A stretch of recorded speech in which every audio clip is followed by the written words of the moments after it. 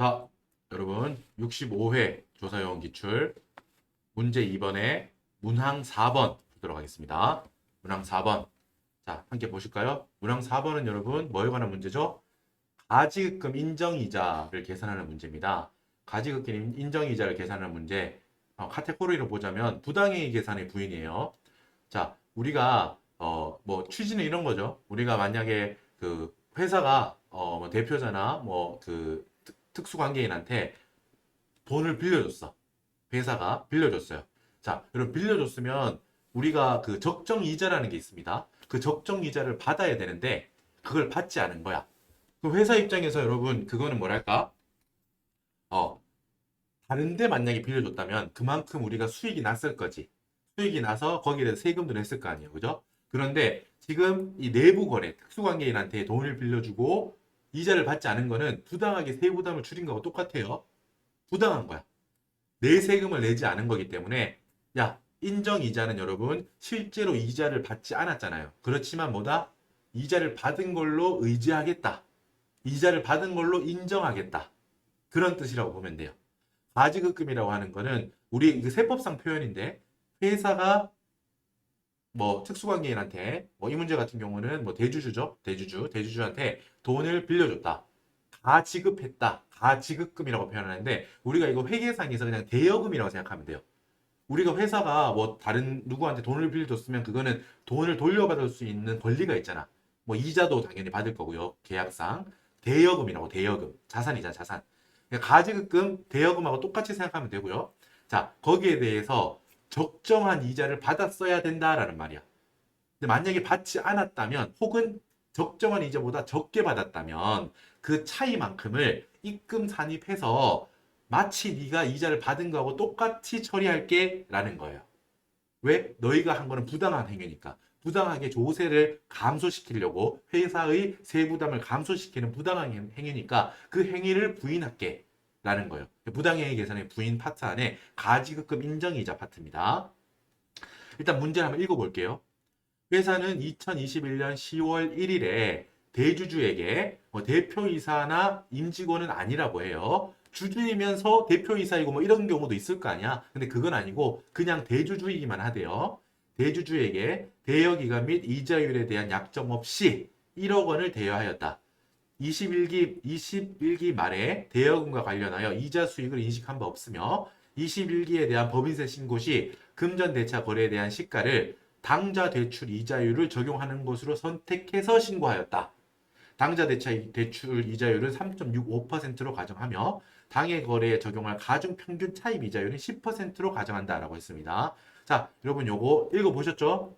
아까 제가 말씀드린 내용이잖아. 방금 정리한 것처럼 회사가 대주주한테 1억 원을 줬대요. 근데 뭐 이자 얼마 주기로 한다 이런 약정도 없었고 그 후에 실제로 이자를 뭐 이 약정 없이 주지도 않았대. 약정을 하지도 않았고 혹시나 해서 봤더니 약정 안 하고 이자를 줬나라고 해서 봤더니 그런 적도 없대. 이자 수익을 인식한 적도 없대요 회사는. 자, 이러면 어떻게 한다는 거야? 아까 제가 말한 딱 그 상황이죠. 아니 회사가 돈을 1억을 뭐 누군가한테 빌려줄 수는 있겠죠. 그러면 적당한 이자를 받아야 된다는 거야. 특수관계인이라면은 특히 더 받아야 되는 건데 너희 특수관계인이라고 이자도 회사가 안 받고 하면 회사가 뭐 이익을 낼 수 있는데 부당하게 안 낸 거잖아. 부를 이전시킨 거하고 똑같다고. 특수관계인 입장에서 보면 특수관계인은 돈을 회사로부터 1억을 받지 않았으면 뭐 은행에서 빌렸다고 해봐. 그럼 그 사람은 은행에 당연히 은행이든 어떤 금융권이든 이자를 줘야 될 거 아니야, 그죠? 그만큼을 얘는 아끼고 회사가 그걸 부담한 거랑 마찬가지지. 회사 돈을 가져가서 이자를 주지 않았다는 거래. 그죠? 그러니까 그 거래를 부인하고 인정이자라는 걸 계산해서 야, 회사야, 너 이만큼은 받았어야 될 거 아니야. 회사는 안 받았는데요? 네가 안 받았든 받았든 이 금액만큼은 받았어야 되는 금액이기 때문에 이만큼은 계산할 거야. 이자 수익으로 봐버릴 거야. 인정할 거야, 나는. 인정이라는 게 여러분 인정한다는 표현이 괜히 그냥 헷갈리게 할 수 있는데 의지한다는 거예요, 그냥. 너 이거 이자 수익으로 간주한다. 너 이거 이자 수익으로 의지한다. 그냥 이렇게 생각하면 돼. 인정이자라는 게. 알겠죠? 그럼 여기에 대한 잠깐 이론을 정리할 거예요. 잠깐 여기 보세요. 자, 일단 계산하는 거는 일단 이따가 하면 되고요. 여러분, 요거를 한번 정리하는 게 좋습니다. 업무무관 가지금에 대한 두 가지 제재를 우리가 살펴볼 거예요. 자, 회사 입장에서 지금 업무로 인해서 어떤 뭐 누군가 돈을 빌려준 게 아니잖아. 그냥 특수관계인 뭐 대주주나 대표이사 뭐 이런 사람들이 돈이 없다고 해서 회사 돈을 그냥 가져간 거야. 그지? 그거를 이제 대여금 명목으로 가져가서 쓴다는 거잖아. 그지? 자, 그렇다면 뭐예요? 회사 입장에서는 업무하고 무관하죠. 업무 연결돼 있는 게 아니잖아. 업무를 위해서 뭐 돈을 어디 융통해 줬다거나 이런 게 아니잖아, 지금. 그러니까 업무 무관하다는 거 알겠죠? 그리고 뭐예요? 여러분 아까 표현을 외워야 돼. 가지급금이라고 하는 게 이게 세법상 표현인데 뭐라고 했습니까? 가지급금은 그냥 대여금이라고 생각하면 됩니다. 자산. 그리고 세법상 가수금이라고 표현하는 거는 임시로 수금했다. 지금 일단 돈은 들어왔는데 그거는 나중에 돌려줘야 된다. 이 말이야. 이게 뭐예요? 회계상 차입금을 말하는 거예요. 그냥 세법상 약간 옛날 표현인데 그냥 지금도 계속 쓰고 있습니다. 그러니까 우리는 세법상 표현은 그대로 받아들여야겠죠. 가지급금은 회계상 지금 대여금을 말하는 거야. 자산. 가수금이라는 표현이 나온다면 그거는 회사 입장에서 차입금, 빌려온 돈을 말하는 겁니다. 알겠죠? 부채겠죠? 자, 가지급금 같은 겁니다. 이건 대여금이라고 보시면 되고요. 회사 입장에서 누구한테 대여를 해준 거야. 나중에 받겠지. 그러니까 자산인 거예요. 자산. 근데 업무하고 무관하다 이 말이야. 자, 이 업무 무관 가지급금이 있는 경우에 제재가 두 가지가 있습니다. 세법상 제재가 두 가지가 있어요. 세법상 제재가 두 가지가 있는데 뭐하고 뭐가 있는지 볼게요. 일단 1번 지급이자 송금 불산입이 있고 2번 가지급금 인정이자 입금 산입이 있습니다. 지금 이거 가지급금 인정이자 입금 산입 이거 있죠. 자, 두 가지 경우 다 알고 있어야 돼. 마침 이 65회차에 지금 이 2번 문제에는 이게 나왔죠. 가지급금 인정이자 계산하는 거 이게 나왔죠. 로마자 3번에 4번 제가 방금 보고 왔는데 4번 항목에 보면 똑같이 업무무관 가지급금이 있고 이번에는 지급이자 송금 불산입을 물어보고 있어요.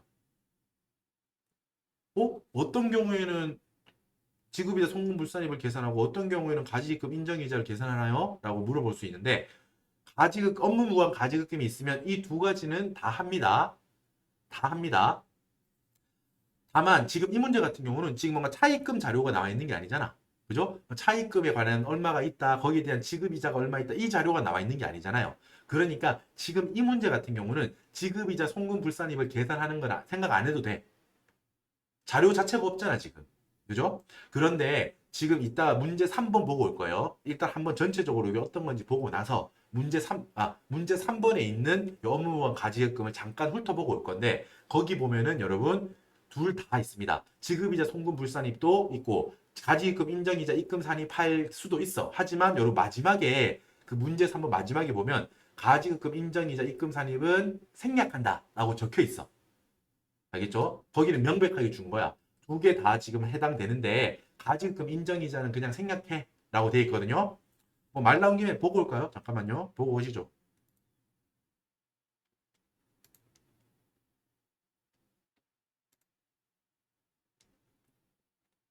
지금 이거는 33페이지예요. 33페이지에 문제 3번, 문항 4번이야. 지급이자 송금 불산입이라고 하고 여러분 요 1번은 지급이자에 관련한 상황이 나와 있고요. 여기 35페이지지? 아니다. 맞나? 40페이지. 여기다 여기. 여러분 교재 35페이지를 보세요. 지금 문항 4번에서 이어지는 거야. 여기 뭐라고 나와 있습니까? 업무 무관자산 나오죠. 여기 뭐 있어요, 여러분? 업무무관 뭐 가지급금 뭐 이런 거 있다고. 업무무관 가지급금이나 업무무관 이런 거 있습니다. 있는데 여러분 뭐라고? 마지막에 여기 뭐라고 적혀있어? 단 인정이자에 대한 세무조정은 생략한다 라고 적혀있죠. 보이죠? 자, 업무무관 가지급금이 있으면 두 가지 제재가 있다고 여기서 정리해놨습니다. 여기 지급이자 송금불산입 인정이자 계산 방금 보고 왔잖아.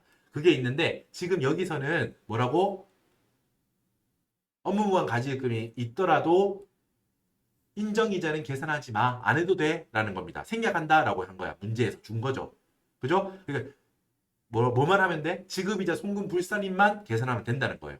맞죠? 이거는 나중에 풀 거예요. 요 문제를 풀 때 다시 한번 말씀드릴게요. 이번 회차에 65회차에 둘 다 나왔다는 거야. 업무무관 가지급금이 있어서 인정이자를 계산하는 것도 나오고 지금 풀고 있는 거. 그리고 업무 무관 자산에 대해서 지급이자 송금불산임 하는 것도 이렇게 푼다고. 이따가 풀 거예요. 나중에. 자, 일단 우리는 정리합시다.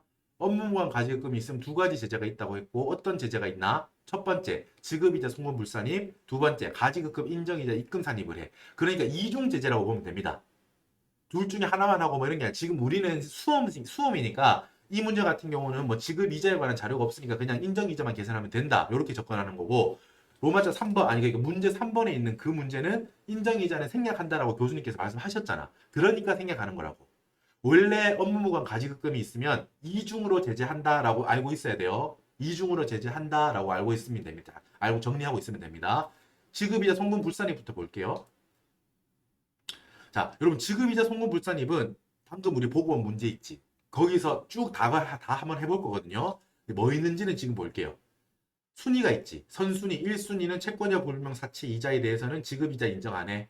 2순위 비실명 채권 증권의 이자는 인정 안 해. 3순위 건설자금의 이자는 송금불산임에서 유보로 처리해서 일단 자산화한 다음에 미래에 송금 처리해 줄 거야. 4순위 업무무관 자산에 대한 이자가 있다면 업무무관 가지급금 이런 거 있다면은 거기에 대한 이자는 인정 안 할 거야. 송금불산임 할 거야. 이거거든요. 여러분 요거 비슷한 거 우리 보고 왔지. 소득세에서 보고 왔잖아요. 소득세에선 여러분 뭐였어? 비실명 채권 증권의 이자는 없었죠? 요거는 개인은 요게 해당될 여지가 없어서 그래. 복잡한 이야기는 하지 않을게요. 채권자 불명 사채 이자는 똑같아. 하지만 요 2순위 요게 없었죠. 개인은 이거일 수가 없어서 그래요. 그냥 그렇게 알고 있으면 됩니다. 2순위가 건설자금 이자였고 3순위 소득세 뭐였어요? 초과 인출금에 관련된 이자였지. 그 제가 뭐라고 설명드렸습니까? 그거는 오직 소득세에서만 있는 거다라고 했죠. 이자 지급한 금액에 대해서 필요경비 불산입되는 거. 법인세하고 비슷한데 소득세에서만 있는 게 그거라고 했잖아. 초과 인출금에 대한 이자. 뭐였습니까? 원래 개인은 뭐라 그랬어? 내 사업이니까 그냥 내가 내 사업장에 있는 돈통 열어서 가져가는 건 아무 문제가 안 돼요. 인출해 가는 거는 괜찮아. 원래 문제 제재할 수 없어. 그런데 뭐예요? 돈통에 내 돈만 있는 게 아니잖아. 개인 사업자더라도 은행에서 빌려온 돈도 있을 거 아니야. 차입금도 있을 거 아니야. 그런데 같이 섞여 있는데 내가 처음에 투자한 금액 이상으로 은행에서 차입해온 금액까지 막 다 가져간다. 그럼 문제가 되겠죠. 그러면 부실해질 거 아니야. 그래 거기에 대해서는 이 제재를 하겠다라는 거야. 그래서 개인소득세에서도 인출금에 대해서는 원래 제재하지 않는데 자기 거 가져가는 거니까. 근데 자기 거를 넘어서서 가져가는 걸 초과 인출금이라고 해. 결국 초과 인출금은 뭐였어요? 그렇죠. 결국은 차입금을 건드리는 거야. 돈통인데 내 돈이 아닌데 가져가는 거라고. 개인 사업자가. 그러니까 거기에 대한 제재로서 초과 인출금 부분이 있다면 그 부분에 해당하는 이자는 인정하지 않겠다. 필요금이 불산임하겠다. 이 개념이었잖아. 그죠? 뭐 법인은 애초에 그럴 여지가 없잖아. 그죠? 그 개념은 소득세에서만 있는 개념이야. 법인인 대표가 마음대로 가져가고 이래 못하잖아요. 그죠? 그런 개념 자체가 없어. 응? 주주가 나중에 뭐 배당 가져가고 뭐 청산할 때 채권자가 가져가고 뭐 이런 것만 있는 거지. 그렇게 막 주주가 와가지고 야 돈통 열어 이래서 가져가고 이럴 수 없잖아요. 그거는 불법이죠. 아예. 그런 건 없다고. 그런 개념은 없다고. 자, 그러니까 그거는 소득세에서만 있는 개념이다. 건설자금 이자는 똑같았고 4순위 업무 무관 자산에 대한 이자는 똑같았어요. 그럼 기억나죠? 개인 사업자가 뭐 요트 사가지고 보트라 그랬나? 요트 사가지고 막 어디 뭐 태평양에 놀고 있고 그거를 개인 사업장 자산 처리하고 이러면 그 업무 무관 자산이잖아. 그지? 그렇다면 거기에 관련되어 있는 이자 경비는 하지 않겠다. 경비로 보지 않겠다. 이자 경비로 보지 않겠다는 거잖아. 기본적으로 비슷해요. 법인도 업무 무관 자산 똑같습니다. 대표 뭐 대주주가 놀려고 요트를 샀다. 그런 거 다 업무 무관 자산인 거야. 그리고 아까처럼 돈을 빌려줬다. 업무 무관 가지급금이 되겠지. 업무 무관 자산. 회사의 업무와 무관하게 대주주가 갖고 놀려고 산 막 엄청 비싼 요트 이런 거 업무 무관 자산이고 대주주가 자기 돈 필요하다고 해서 회사 돈을 가져간 거 업무 무관 대여금, 업무 무관 가지급금이 되겠죠. 그런 거에 대해서 이자를 부인하겠다 이 말이야. 여러분 요거는 그 잠깐 설명드리면 지금 말하고 있잖아. 지급이자 송금불산임 이거는 업무 무관 가지급금은 가지급금은 자산인데 왜 뭐 이자 비용이 무슨 소리죠? 라고 할 수 있잖아. 이게 뭐냐면 이 말입니다. 여러분 회사가 차입금이 지금 적어볼까요? 빨간색이지. BS상 여러분 차입금이 이렇게 있다면 빚이 있겠지 빚이. 빚이 있을 거 아니에요? 그리고 요거는 필요하니까 빌렸을 거 아니에요? 차입금 빌려가지고 뭐 이제 투자도 하고 우리 자산도 사고 여기 자산 같은 거 살 거 아니야. 그지? 자산을 사고 할 건데 여러분 지금 여기에 뭐가 있다는 말이에요? 업무 뭐 무관 업무 무관 자산 뭐 요트든 업무 무관 가지급금 업무 무관 대여금이든 그런 거는 그 돈이 있다는 거는 이 말이야. 야 여기 그만큼 있다는 거지 업무 무관 자산이 이 말이야. 야 너 그럴 돈 있으면 어 회사야 너 그럴 돈 있으면 임마 이 차입금부터 갚아야 될 거 아니야? 차입금을 갚아서 이걸 없애야 되는 거 아니야 임마? 이 말이야 이 말. 그러니까 나는 제재를 해야겠다 이 말이야 세법이. 이해돼요? 지금 업무 무관 자산을 얘가 돈이 있으니까 대여금을 빌려줬던 요트를 샀다 이 말 아니야. 세법은 어떻게 보는 거야? 야, 너희 회사 지금 돈도 없어가지고 어디서 차입해 와서 그 회사 지금 운영하고 있잖아. 그런데 업무 무관 자산에 투자하고 업무 무관하게 대여하고 그럴 돈 있으면 차입금이나 갚았어야 되는 거 아니야, 너희? 그러니까 이 차입금에 대해서 제재를 해야겠다 이 말이야. 그럴 돈 있으면 이거부터 갚지 이 말이야. 근데 안 갚았잖아 얘들은. 그러니까 이 업무무관 자산한 이 크기의 금액만큼 여기 차입금으로 이 숫자를 가지고 와서 이 차입금은 이자가 나가겠지. 이자를 내고 있을 거 아니야. 근데 만약에 우리 회사가 그 회사가 업무무관 자산을 사지 않고 이 차입금을 갚았다면 그 이자 비용 나가지 않았겠죠. 동의하시죠? 지금 따라오고 있지? 맞죠? 그러니까 제재를 해야겠다 이 말이야 세법이. 야, 너 이 차익금 갚았으면 그 돈으로 이 차익금 갚았으면 이자 비용 나가지도 않았을 거 아니야? 그러니까 나는 이 이자 비용을 너희가 실제로 냈더라도 제재를 해야겠다. 안 낸 걸로 볼게. 이자 비용으로 난 인정 못 하겠어. 이 말이야, 지금. 이해되죠? 그래, 이게 그러니까 업무 무관한 자산에 대한 첫 번째 제재가 되는 거야. 오케이? 이해되죠? 자, 그리고 두 번째 제재도 어차피 지금 이 스토리를 말하고 있으니까 한번 말해볼까요? 자, 그리고 이 업무 무관 자산 이번에는 연두색으로 할까? 업무 무관 자산 이만큼 있잖아. 야, 그리고 너희 대여금으로 누구 빌려줬다고 하면 그 대표자한테 이자는 받아야 되는 거 아니냐? 이자를 받아서 이자 수익으로 세금을 냈어야 되는 거 아니야? 야, 너 이자도 안 받냐? 이 말이야. 그러니까 여기 이 자산에 대해서 지금 네가 이자를 안 받았다면 그리고 이자를 받았더라도 정해져 있는 적정한 이자가 아니라 아주 미세한 이자만 받았다면 이 적정 이자만큼 차이만큼은 입금 산입에서 이자 수익으로 너 세금 내라 라고 하는 거야. 이중제재라고 이중제조. 그러니까 둘 중에 하나만 하는 게 아니고 지급이자 업무 무관 가직금이 있으면은 이렇게 두 가지 제재를 한다라는 거야. 양방향으로. 너 애초에 그 돈 왜 차입금 갚는데 안 썼어? 라고 하니까 그에 해당하는 차입금에 대한 이자 비용은 송금불산입 하는 거고 추가로 야, 너 돈을 빌려줬으면 이자를 받아야지. 이자도 안 받았어. 그럼 이자 받은 걸로 내가 봐버린다. 이자 받은 걸로 의지할 거야. 간주할 거야. 인정할 거야. 그만큼 세금 내. 이게 바로 지급이자 가지급 인정이자 하는 인정이자 계산하는 겁니다. 입금 산입하는 거예요. 이중으로 제재가 있다는 걸 잊으면 안 돼요. 이중 제재다라는 겁니다. 자, 취지도 대충 말씀드렸으니까 뭐 한 가지 정도 말씀드릴까요? 지금 여기 if라고 적어놓은 이 부분이거든요. 한번 같이 읽어보시죠. 여러분 지급이자 송금불산입은 뭐라고 적었어요? 만약에 가지급금에 대해 적정이자를 회사가 받더라도 지급이자 송금불산입은 적용함. 밑에 뭐 if 만약에 가지급금에 대한 적정이자를 받았다면 적정한 이자를 받았다면 어떻게 한다고? 인정이자 입금 산입은 하지 않는다 이 말이야. 여러분 이거 이해돼요? 회사가 뭐 예를 들어 대주주 대표한테 가지급금을 빌려줬어요. 업무 무관하게. 그럼 제재를 하려고 살펴보는 거야. 자, 그런데 그 업무 무관하게 빌려주고 정해진 적정 이자는 받고 있다고 한데 이자 수익으로 인식해서 하고 있대. 그러면 여러분 뭐라고요? 이 2번 가지급 인정 이자는 계산하지 않아도 된다는 거야.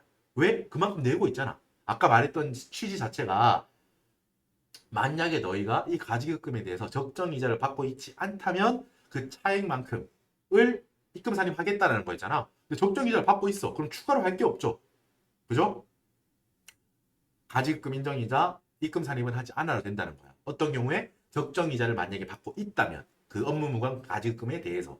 하지만 1번은 뭔데요? 지급이자 송금불산입은 적정 이자를 받고 있든 받고 있지 않든 그게 문제가 아니다 이 말이야. 취지 자체가 다르잖아. 아까 말했잖아요 제가. 야, 너희 그럴 빌려줄 돈이 있으면 차입금부터 갚았어야지. 그 차입금을 갚지 않았으니까 지금 이 이자 비용이 나오는 거 아니야. 그걸 부인하겠다 이 취지잖아. 업무 무관 가지급금을 빌려주고 뭐 이자 수익을 받든 안 받든 지금 그 여부는 중요한 게 아니야.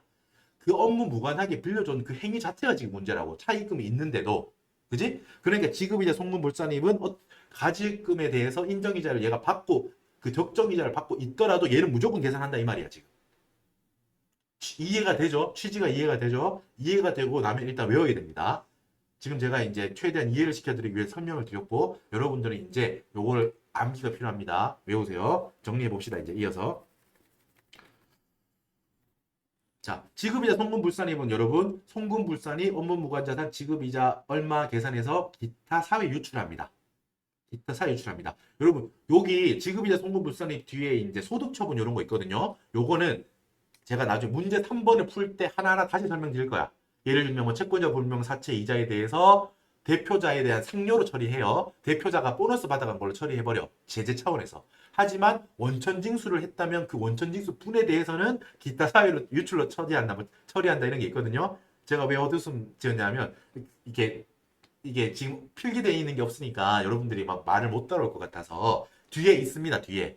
그러니까 문제 3번을 풀 때는 하나하나 다시 다 해드릴 거야. 채권자 불명 사채이자 송금불산입 뭐 얼마 대표자에 대한 상여 뭐 원천징수액에 대해서는 기타 사유 유출 이런 식으로 정리해 드릴게요. 건설자금 이자는 유보 이런 식으로 해 드릴게요. 자, 지금 마지막 거 업무무관 자산에 대한 이자는 기타 사유 유출로 처리한다는 겁니다. 뭐 왜 이런 걸 외워야 된다고. 이것도 지급이자 송금불산이 문제 3번에서 할 때 다시 말씀드릴게요. 기타 사유 유출을 합니다. 송금불산입의 계산은 어떻게 해요? 지급이자 내가 지급이자 있잖아. 내가 지급한 이자 내가 준 돈 이자 쪽으로 준 돈, 이자 명목으로 지급한 돈, 거기 곱하기 내 총 차입금 접수 분의 분자에 뭐 넣어요? 업무무관 적수, 업무무관 자산, 업무무관 가지금 이 두 개 합친 적수를 넣는다고.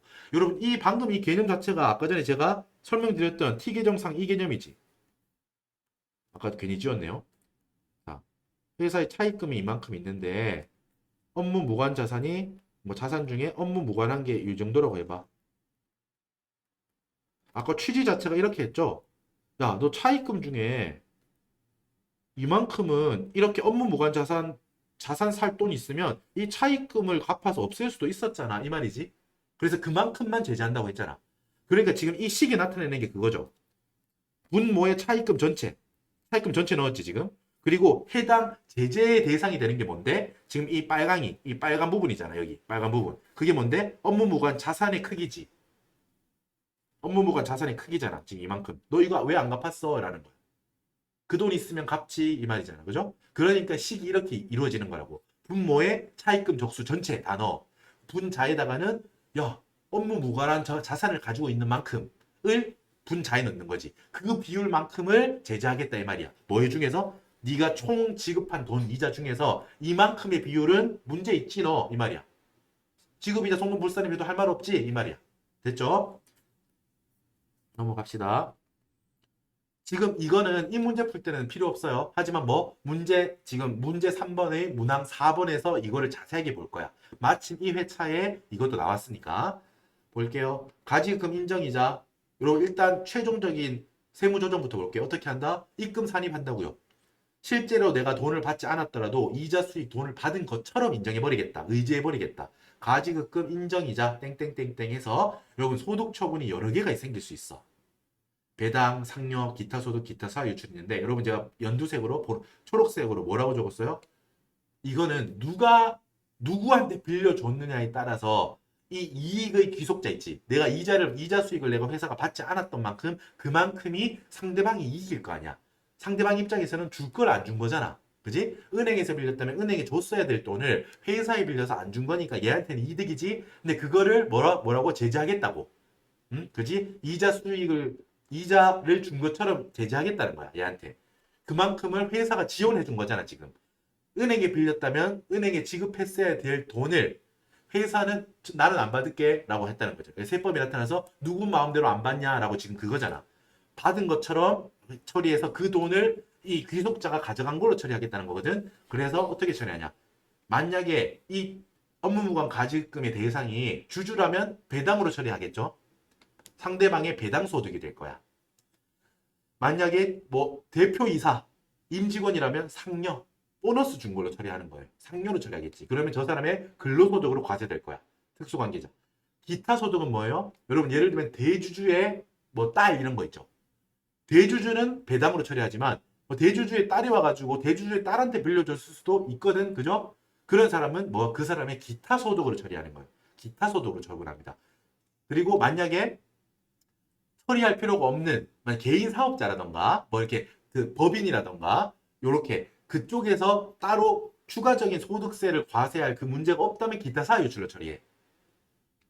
여러분 이거 정리할게요. 여러분 기타랑 기타 소득이랑 기타 사회 유출은 다 다른 겁니다. 지금 이름이 다 기타 시리즈지. 이 기타 시리즈는 다 서로 다른 거예요. 자, 아까 우리 방금 앞에 자산 수중이 채무 면제이익 그런 거를 2월 결손금에 보존했을 때 어떻게 했어요? 입금 불산이익, 자산 수중이익 아까 4천만 원이었죠? 4천만 원 기타로 처분했죠. 왜? 회사의 순자산과 세법상 순자산이 회계상 순자산과 세법상 순자산이 차이가 없으니까 순자산의 차이가 없고 어디에 밖에 유출된 것도 아니야. 그냥 자본 안의 자본 구성상의 변화가 바뀐 걸 뿐이야. 총 크기는 자본의 그 순자산의 크기는 바뀌지 않았고 그 자본 안에서 구성 내용만 바뀐 거야. 그냥 이름만 바뀐 거야. 그럴 때 기타로 처리한다라고 했죠. 기타 소득이라고 하는 거는 상대방 입장에서 이 받아가는 개인이 받아간 경우야. 어떤 개인이 받아갔어. 개인이 이 소득 처분의 대상이야. 그 경우에 이 사람이 우리 회사의 주주라면 배당, 근로자라면 상여로 처분하면 돼. 그럼 근로소득으로 될 거야. 그러면 상여로 처분했다면. 배당으로 처리했으면 배당소득이 될 거고. 근데 우리 회사하고 직접 연결돼 있는 사람이 아니야. 특수관계자하고 뭐 연결돼 있어 막. 아까 말했듯이 뭐 대주주의 손자.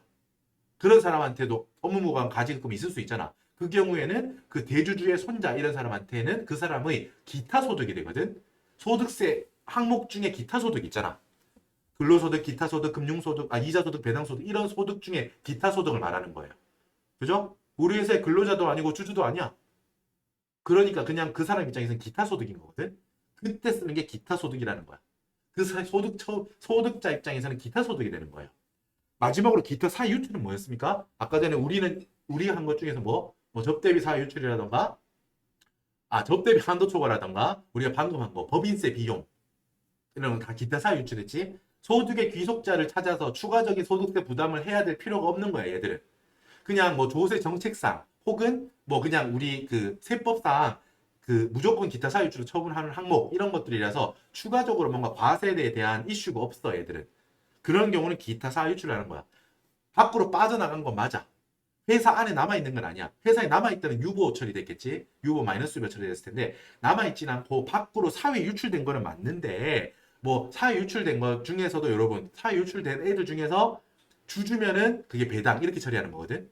회사 안에 없고 회사 외로 나간 건 맞아. 회사 외 유출은 맞아. 그런데 그거를 굳이 소득세 추가적인 과세할 문제는 없기 때문에 그냥 기타 사유 유출로 해서 추가적인 뭔가 처분은 없어도 돼. 원천 징수 이런 거 안 해도 돼. 라고 할 때 기타 사유 유출을 쓴다고 했어요. 그지? 예를 들면 접대비 한도 초과 기타 사유 유출이야. 그 접대비를 우리가 그냥 과하게 썼으니까 제재 차원에서 한도 이상은 비용 인정 안 한다 이거죠. 하지만 그 초과분을 누군가한테 책임을 매겨가지고 책임져라 해가지고 너 소득세 받아간 걸로 처리해 이럴 수는 없잖아. 뭐 대표자한테 이럴 수는 없다고. 그냥 접대비라는 거는 너무 과하면은 사회상 안 좋으니까 그걸 일정 부분으로 제재한다는 차원이잖아. 누가 그 접대비 일부 부분을 가져간 거 아니잖아 지금. 그죠? 개인적으로 유용하고 이런 경우 말고 그거는 당연히 상여 처분하는 거고요. 그거 말고 순수하게 그냥 접대비 한도를 초과한 거에 대한 걸 말하는 겁니다. 그때는 추가적인 누구한테 세부담을 매길 필요가 없는 거죠. 그냥 제재 차원에서 한 거니까. 그때 기타 사유출하고 뭐 이런 거 말하는 거예요. 이번에 제 접대비가 나왔나? 말 나온 김에 확인해 보고 갈까요?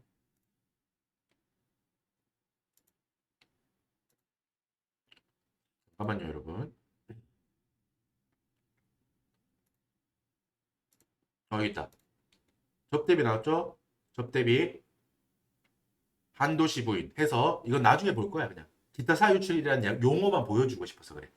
한도시 부인에서 송금불산입 접대비 한도 초과 땡땡땡 기타 사유출 이렇게 한다고 방금 말한 예를 보여주는 겁니다. 기타 사유출이라고 적혀 있는 예를 보여드리고 싶은 거예요. 오케이, 됐어요. 앞으로 돌아오시고, 자, 기타 시리즈는 3개다. 기타라는 이름이 들어가지만 다 다르다라는 말이에요. 한번 적어보시고, 생각해보시고. 자, 입금산입 금액 계산하는 거. 지금 요거를 알아야 지금 우리 이 문제를 풀 수 있겠지. 볼게요. 1번, B. 그럼 B라고 적는 거는 이렇게 부,